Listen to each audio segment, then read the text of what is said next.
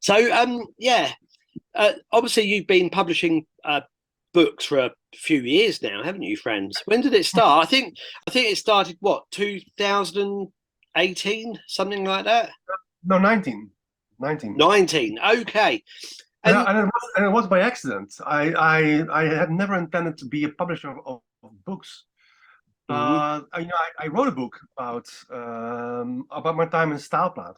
that's And right. That's this, this one. this that one. This is supposed to be a record label, and Hmm. this is the hardcover. This is the original French edition, Hmm. and they made 300 copies, and I think they sold out in 4 months or something like that. That's pretty good.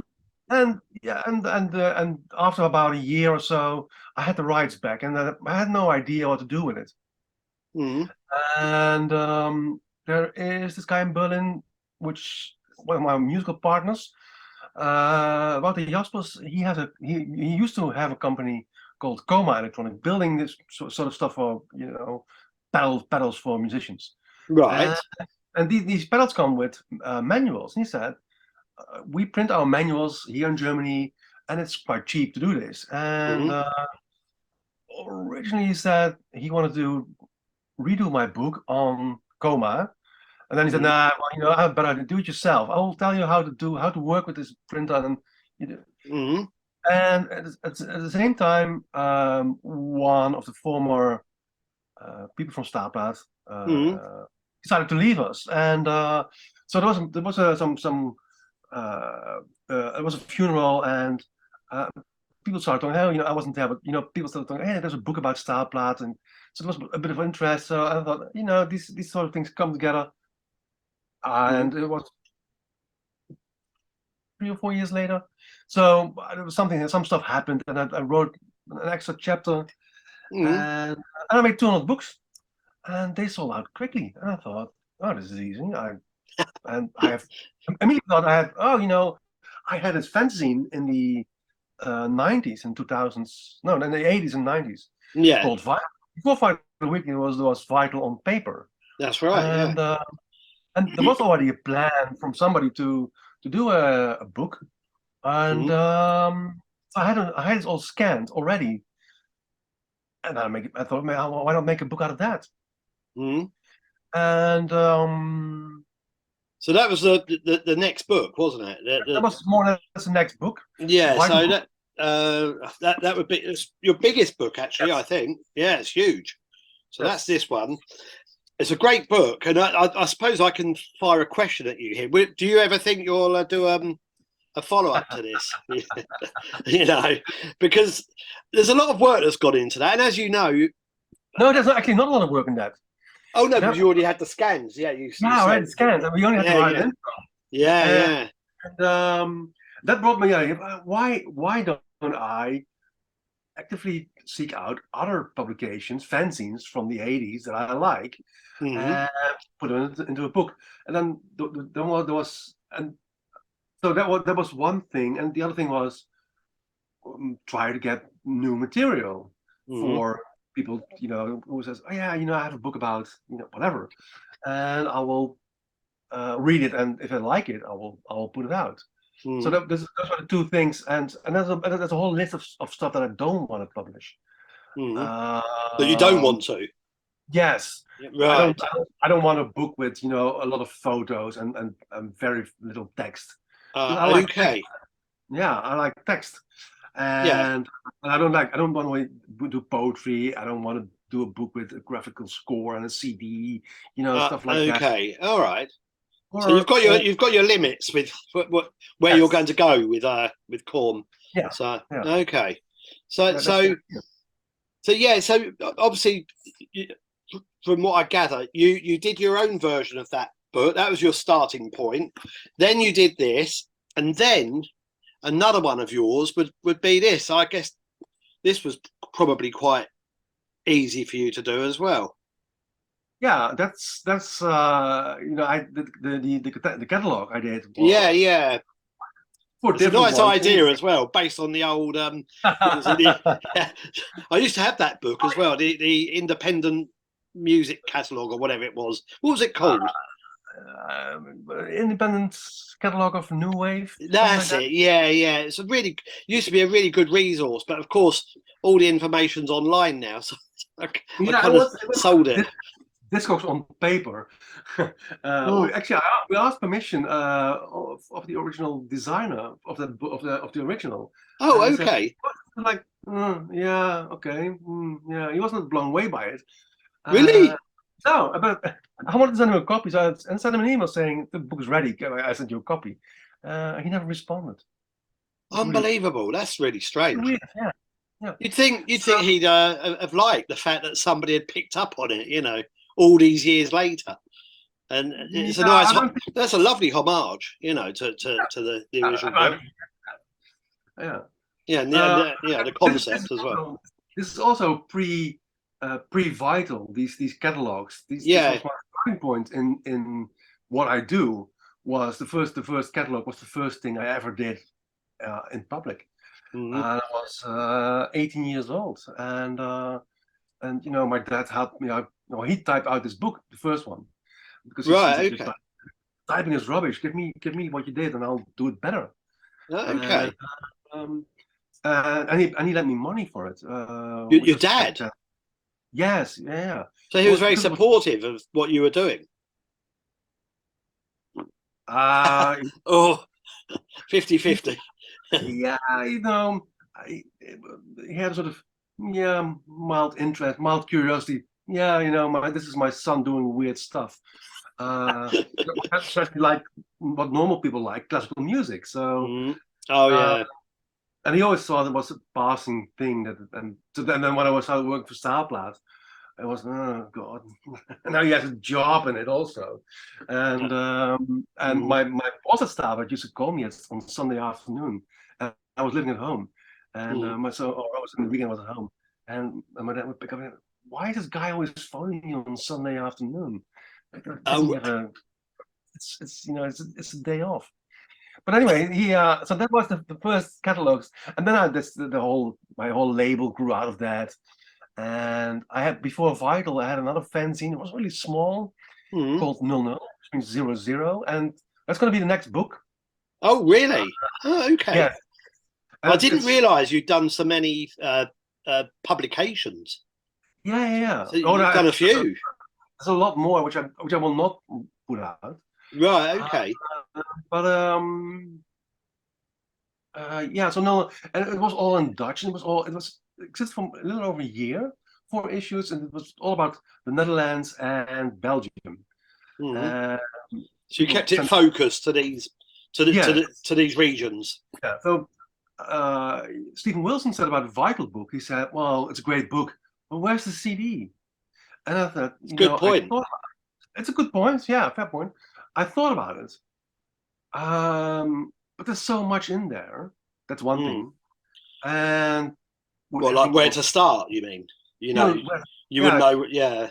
You include one thing, so that means there's no room for something else.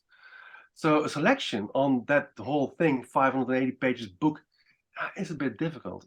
That's true, but everything is on Discogs. So, but the 00 thing, because it's so limited, almost every band that has at least one page, except for the Fabriek, will have a track on the CD. And it's going to be killer CD. It's going to be very varied sort of music. So really harsh noise, but also minimal synth. Okay. Yeah, that sounds good. And the thing is, I don't have any musical note on it. I managed to exclude myself at all. Oh, okay. So the CD, the Kapotte Muziek track that's on there is a solo track by the guy I was working with, and so I'm not part of any of the music. Which is okay.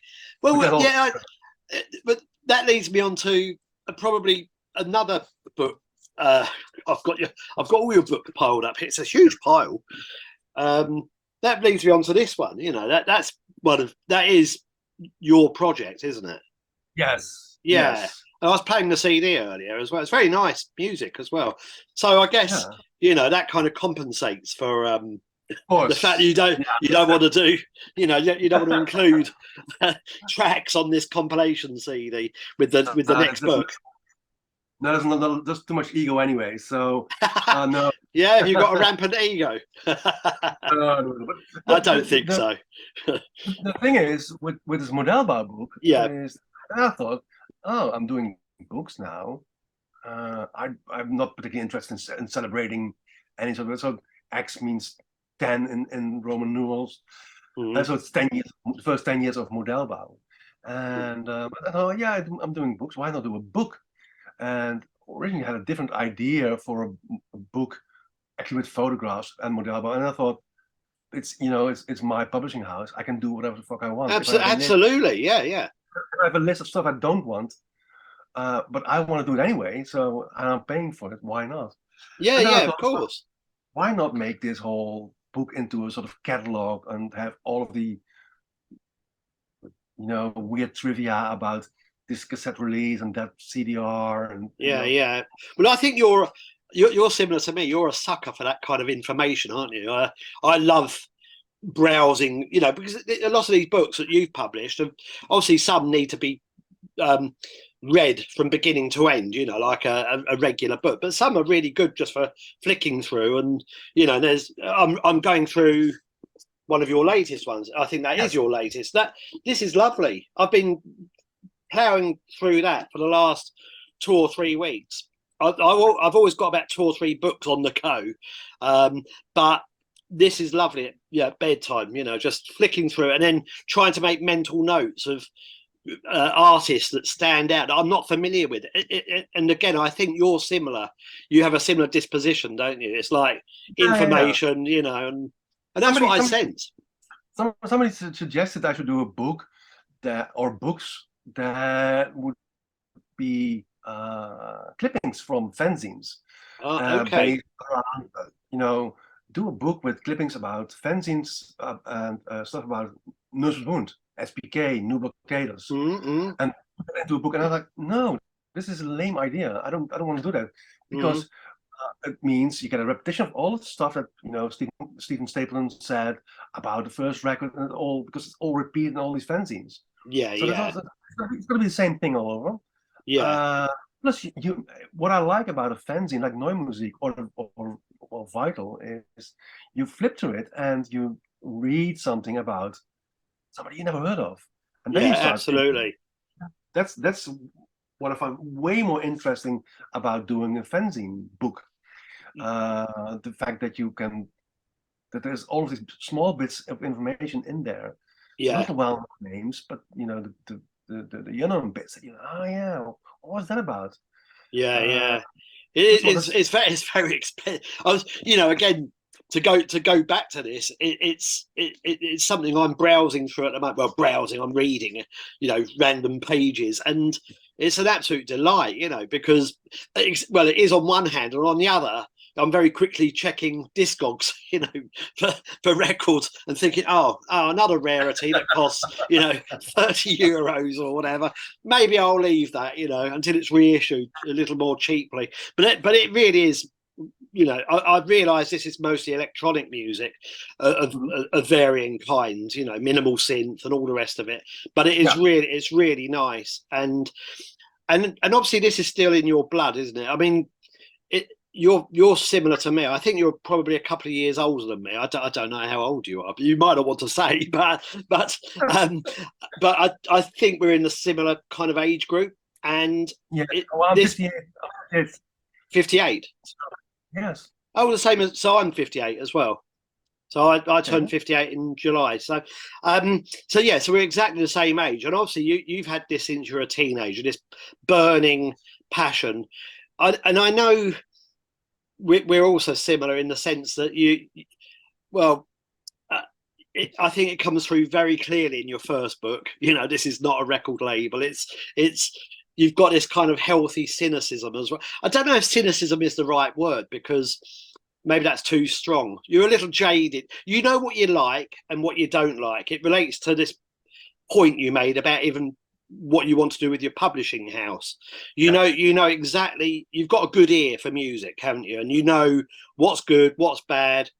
but you might deny it, but I, but I'm denying, yes. yeah, yeah.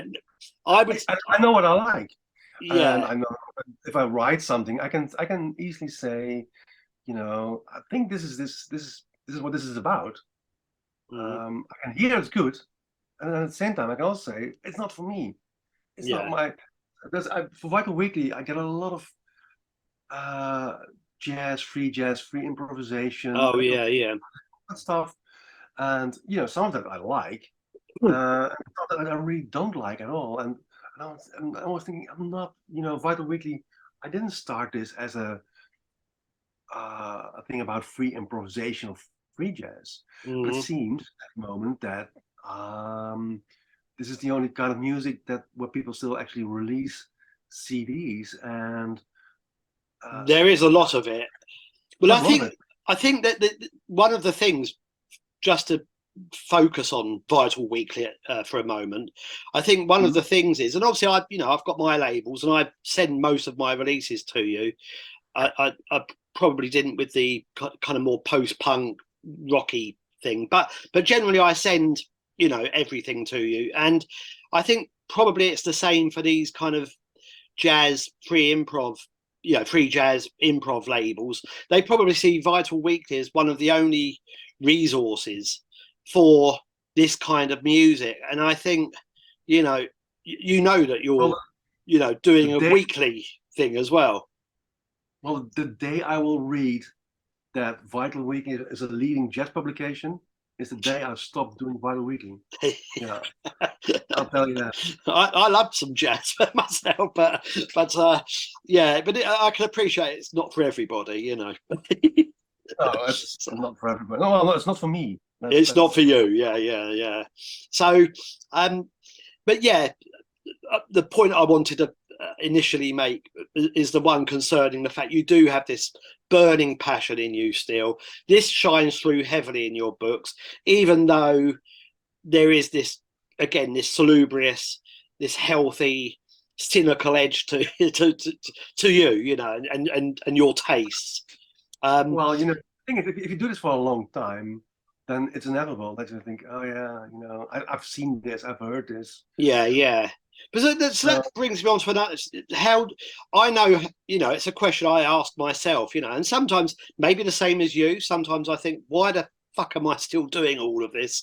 At my age, I should be putting my feet up. I should be taking up a different hobby, gardening or something, and yet here I am still. And so, what keeps you going with it?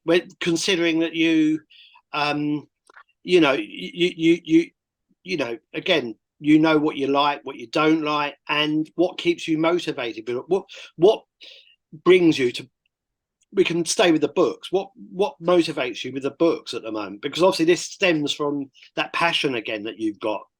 So what uh, well, what is it? yeah, I think it has to do with I'm very, very bored with all of the reissues that are around.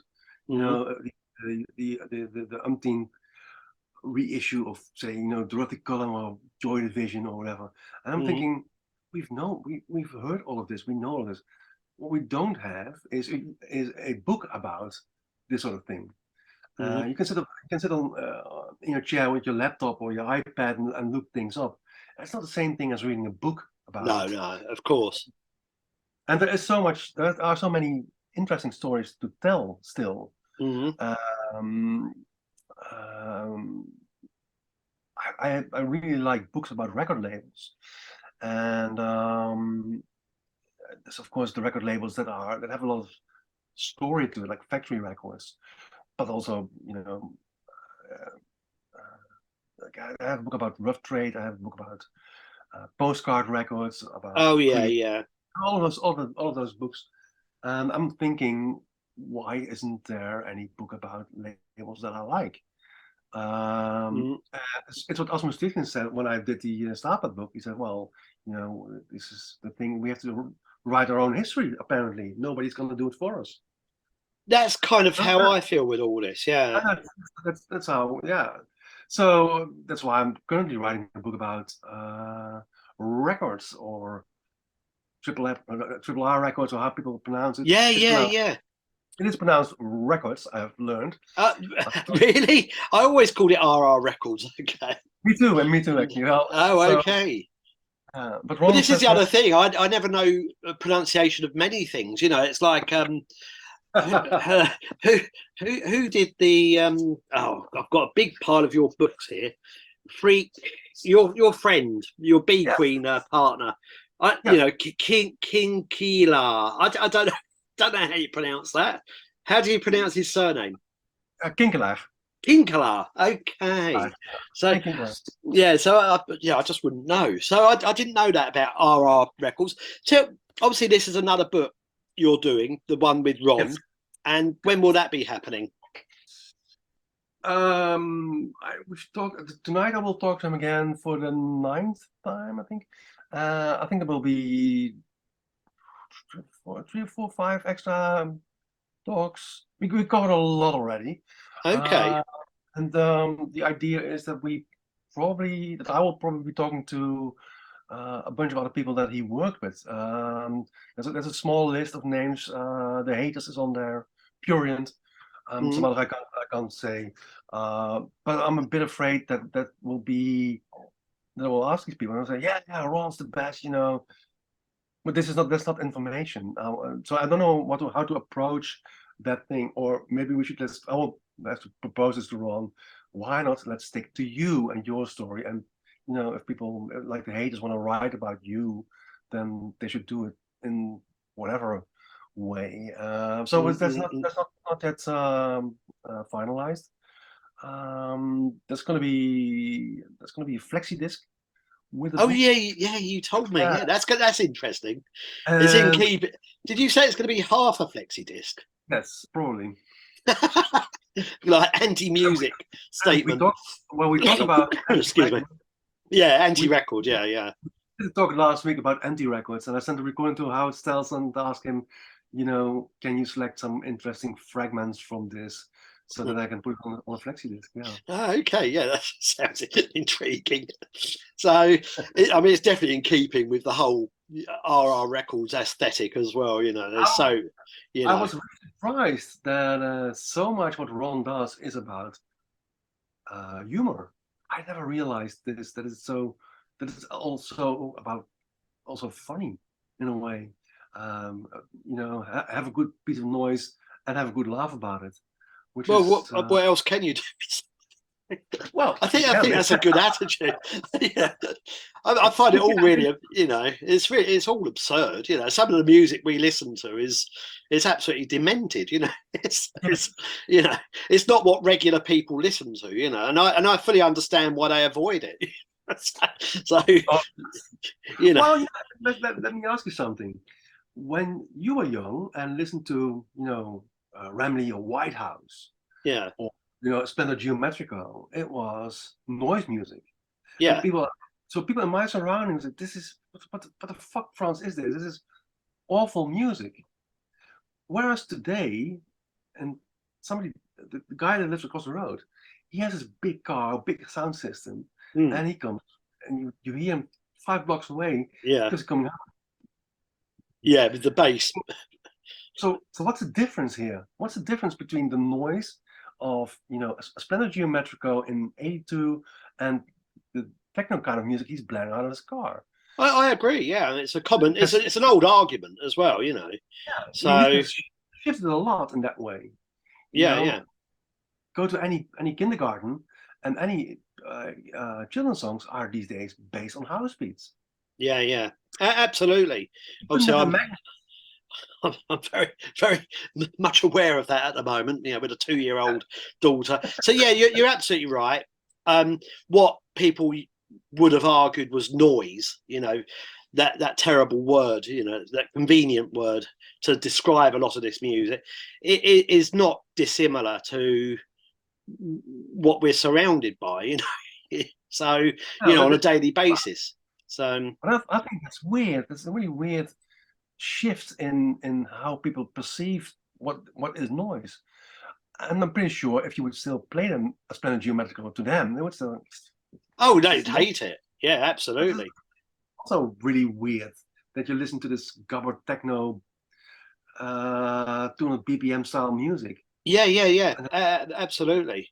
So yeah, I mean, there's definitely a disparity in people's attitudes to all of this, but part of me, in a way, and again, maybe it resonates with you as well. Part of me quite likes the fact that I derive pleasure from some abstract music, and that other people will never get. You know, that they just, you know, and maybe it's a little snobbish. I don't know, but there's something exclusive about it. So there's part of that. I'm not saying I'm better than other people either, but for liking this music, but I feel like I'm part of something that requires some effort to get into. You know, it's not easy. You know, you have to. It does require effort to make those steps. You know, and I'm glad I do that. I don't care. I like what I like. I don't have to say to people, you know, or explain why I like them. I have a lot of friends, and a lot of people know I do something with music. Mm-hmm. I have no idea. Many people in my family have no idea what I do. Never had any. Yeah, and I don't care. No, of course. No, there's no reason why you should either. You know, why should I justify myself? Yeah. If I get friends over for dinner, I'll play some reggae music. Yeah. I'm not an expert. I have a whole bunch of records that I downloaded online from mainly dub music, and I'll play that. Yeah. All the recording, all the ABBA CDs, if I want to play that. Yeah. I have a bunch of pop music, but you've got wide taste in music, haven't you? I mean, you don't just listen to abstract electroacoustic music or whatever. You do, you know, listen to all kinds of other stuff. No, by the end of the day, I will not play any more, you know, Asmus or Machine of Greek or that kind of stuff. I will play something old and probably normal. Yeah. One of my favorite labels from the moment is this label from Uganda. Okay. You know this? Nigeye tapes, I think. Oh, right. No, I'm not familiar with that one. And it's a really interesting combination of very, very extreme electronic music, very rhythmic, which in layman terms I would say African, next to really more traditional African music, and it's a really interesting label from a totally different part of the world. And they don't send me promo, so I'm just listening on Bandcamp, whatever. Oh, okay. That sounds interesting. It sounds really good. Yeah. Something weird. Yeah. So yeah, I'll have to check that out. Obviously, I've just been told that we've got a 10-minute time limit on this, so it's still recording at the moment. But so just to, we could always make this part one of a 2-part discussion. You know, sure. Because I don't think we'll have enough time to cover everything. You know, we've still really only touched on 3 books, I think. So 3 or 4. So, and again, I've got questions sort of burning away here. So, in relation to the fact you are involved in music and have been involved in music for such a long time, and you've and you've had your own different projects over the years. You've got Bee Queen. I think Bee Queen is still ongoing, isn't it? No. Oh, it stopped. Okay. So would you be doing in the future more books devoted to your own, to Bee Queen, for example, or no, probably not. No. So okay. The idea came up a while ago when I was having dinner with Freek and somebody else. We could book about Bee Queen. And, then we'll do a book that is this is Bee Queen by Frans, and you turn it around, Bee Queen by Freek, and then have different stories because you have different memories. What makes a band interesting? These are 2 fairly normal guys from a small city in the Netherlands, and they played some music for a while. At one point, they decided to change the music style a bit, make it more pop music like, and then they decided to call it a day. So, Okay. it's not kapotte muziek. Same story. Well, it's a bit longer. There's a longer project. Yeah. It's a bit ongoing also, but again, not very interesting. Not my. The Modelbouw is also not very. It's not an interesting story.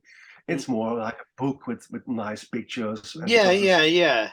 It's lovely, Again, it has its weird messages, but it's not. If you start reading now, you'll be done. In 2 hours. It's not a lot of words.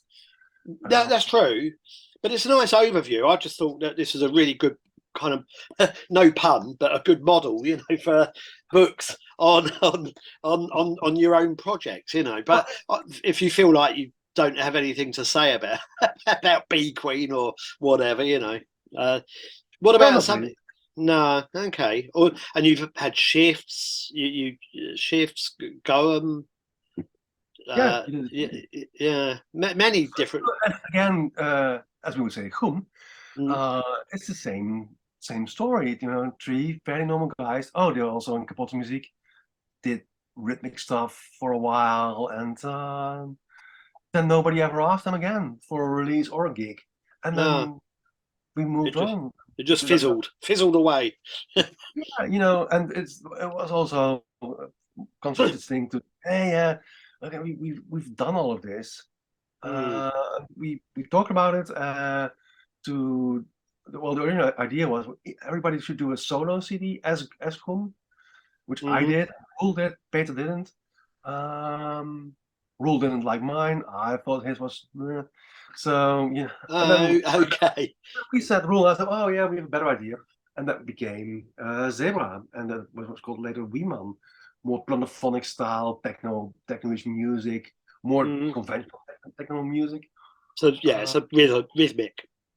Again, there's no book there. Article maybe. So article. That's the thing. The next publication I'm doing is it's a magazine called The Annual. It's going to be an annual magazine called The Annual. Oh, okay. And it's going to be 200 pages, and it's a book form, 21 by 21 centimeter, no CD, no 7-inch. Oh, okay.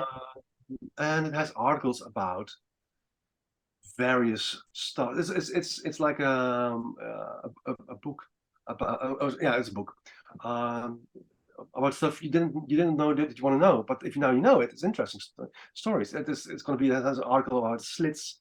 Dave Elliott from Noy Muziek did an interview in '85 with Roger and Brian Eno. That's in there. Okay. It's going to be a piece about Popol Vuh. Okay. The guy who used to write for Vital Weekly about free jazz, Dolph Mulder, he's going to write a book about Popol Vuh. Oh right, that'd be interesting. He met all the people. He's already working on it for a long time, but it's going to take more time. There's going to be an article from me about Pubis Cassettes, which is an old Dutch label. Okay. Some more Wonder Sound articles. There's going to be there's an article in there about an evening in Nijmegen in 1990. A sort of perversion festival with Merzbau playing and the Haters. Okay. Detailed. It's going to be an interesting magazine. Yeah. A lot of stuff you say like Goem, it can be an article. It cannot be a book. Right. Okay. No. Okay. So that's understandable. But obviously, what's clear, and again, we don't have time to go over everything. I think we'll have to do a part 2 because there's a big, huge pile of books here.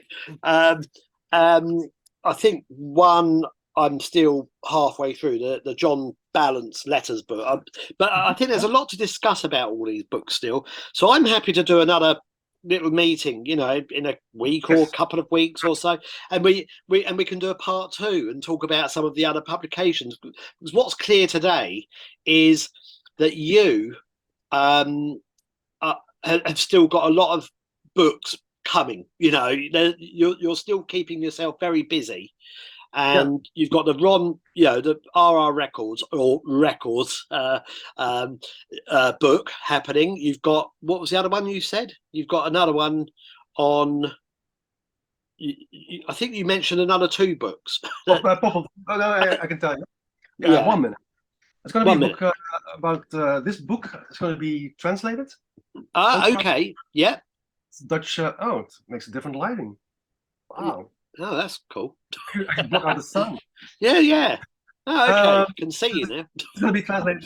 It's going to be a book about Broken Flag, based on the article in As Loud as Possible. Oh, brilliant. I look forward to that. Then book updated. There's going to be a book about turntablism from Weisbrunner from Berlin. And, Okay. there's also and there's a couple of fanzine books that I'm thinking about, but I'm not sure if they want it, or they are not sure if they want it. Attitude is one of those. Okay. So yeah. Yeah. A lot of things, still happening. Yes. But obviously we have to round this off. It would have made, obviously I don't have the Ultra Zoom account, where you can have unlimited time. So we're restricted somewhat. So we'd better finish there. But let's do a part 2. Nice seeing you, friends. Take care. Till next week. Yeah, absolutely. Thanks. Bye-bye. Take care. Bye.